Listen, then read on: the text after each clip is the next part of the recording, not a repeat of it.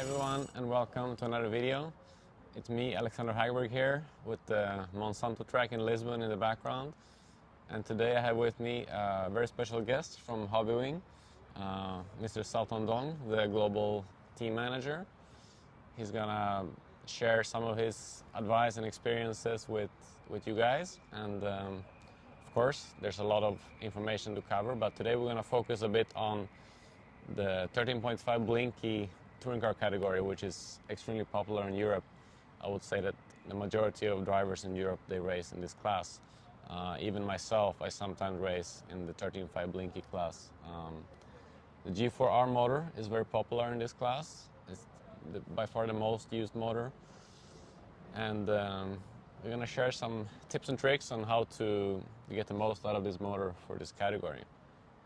So Salton, do you have any basic suggestions on how to make this motor perform for a touring car 13.5 Blinky outdoors? Yes, sure.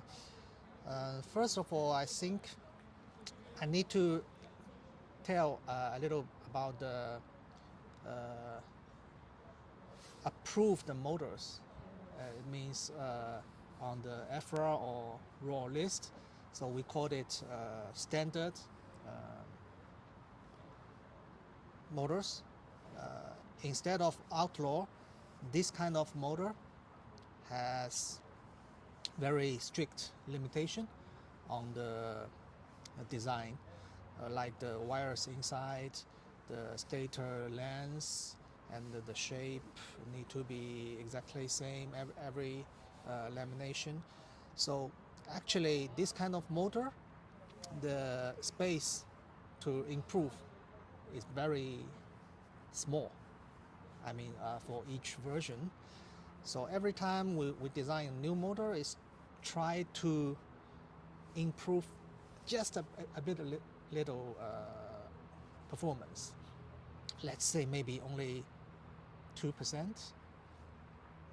I think if a 5% increasement is a huge improvement.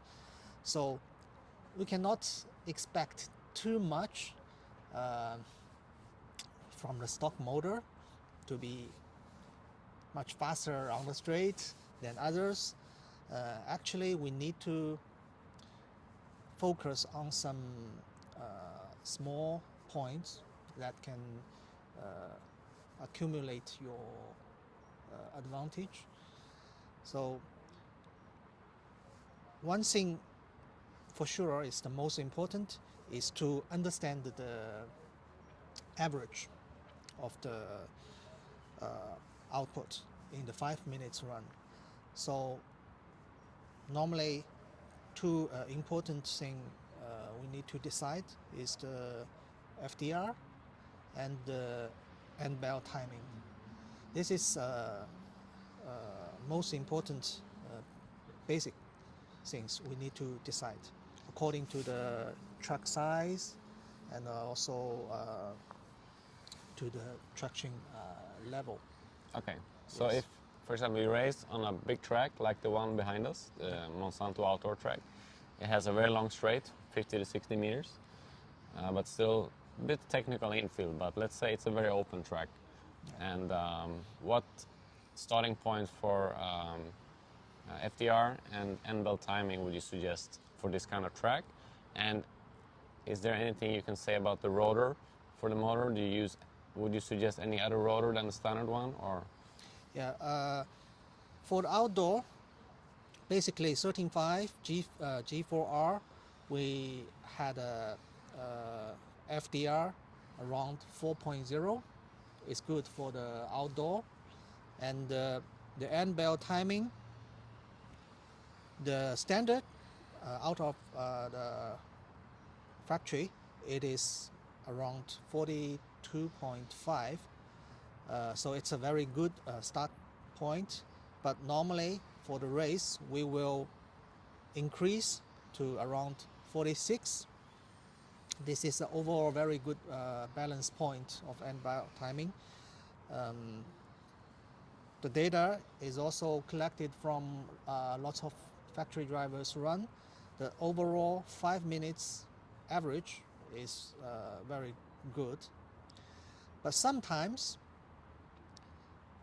you will see some fast guys, they are using even higher timing, like 50 degrees, but maybe you will only see their first minute is fast.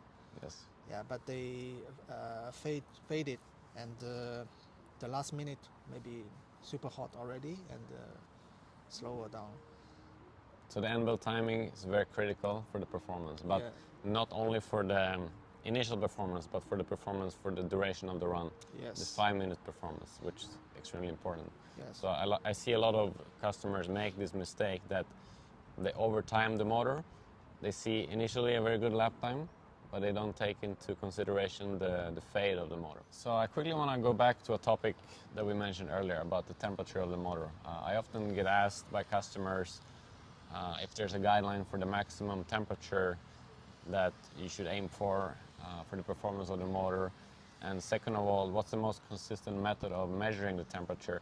Is it best to use an external temp gun on the motor? Can you use the data from the program card? Or what is your suggestion for this kind of question? Okay. Temperature is really important for the stock motor, but you need to remember one thing first. The data, everyone use his own method, so you need to with one method for yourself. You cannot only ask for a number. You need to ask also how to measure and which device he's using. So for me, I still think the best way to measure is use a temp gun just after the run. So let's say when you finish your run and quickly go down the driver's stand, use a temp gun to measure the inside of the motor from the hole and aim to the wires. Better to under 90 degree, I think, in 30 seconds, because with the fan running, it will drop down. The temperature will drop down very fast. So better to do it soon, and every time you need to do this similar. If you cannot use temp gun, you use a data log. Please remember you need to use the same ESC to compare, because we noticed in our different versions, even some different batch, the reading of the from the sensor has a bit difference. Yeah. So for example, you have a G2S Speedo in your friend's car versus a G3 in your car. The reading can be different. Yeah, huge difference. But that's a variation between the two speedos. So it's hard to compare the temperature recorded by two different speedos for that reason. Yeah. And basically, what Salton mentioned about the temp gun, as soon as you come off the track, put the temp gun onto the wires of the starter and get the reading. Don't let the fan cool down the motor too much, because then you get an inaccurate reading. So, but most of all, always use the same method every time, so that you have a consistent reading. Yes. And you can use that data to tune the motor. And you mentioned 90 degrees after up to 30 seconds. Yeah, in 30 seconds. Within 30 Yeah, seconds. 30 seconds. But if you over 100, it's too much, I think.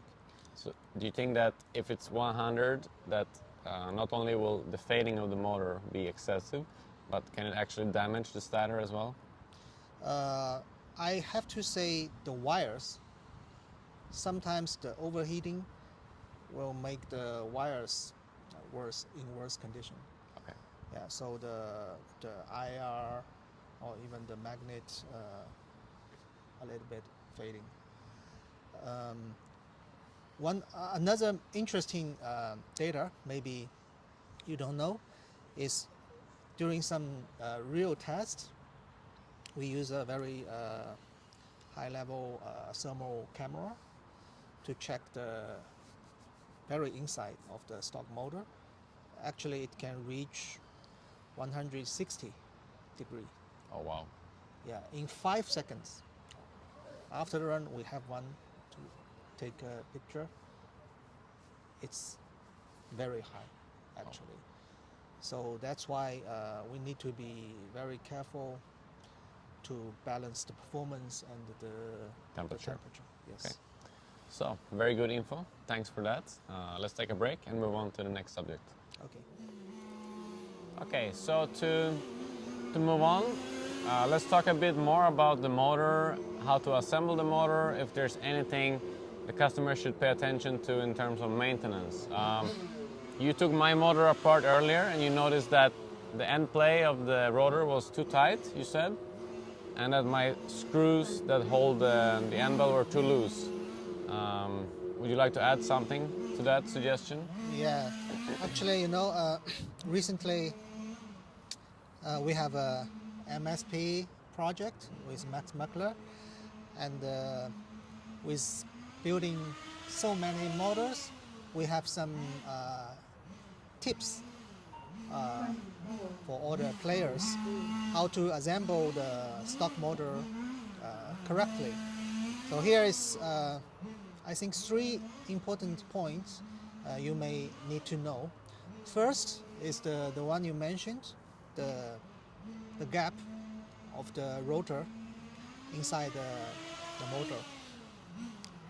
We cannot do it like on a car. The minimum gap is the best.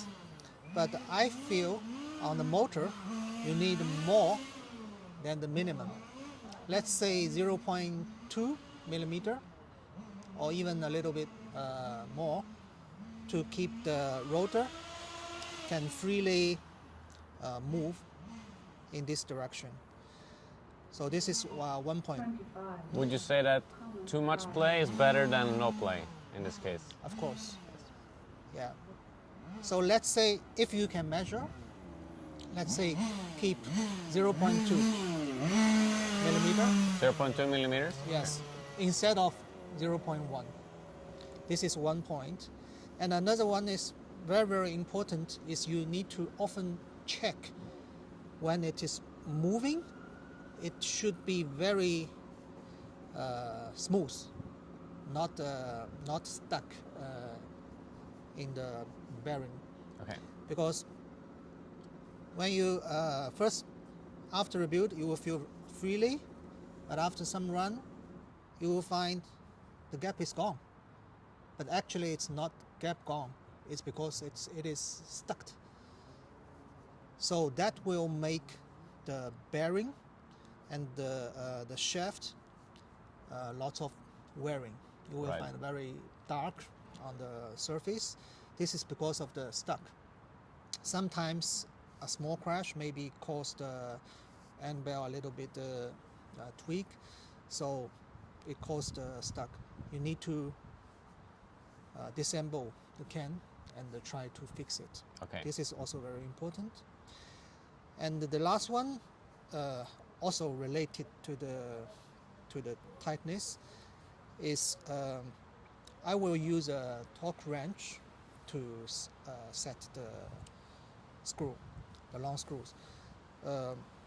Not too loose, not too tight.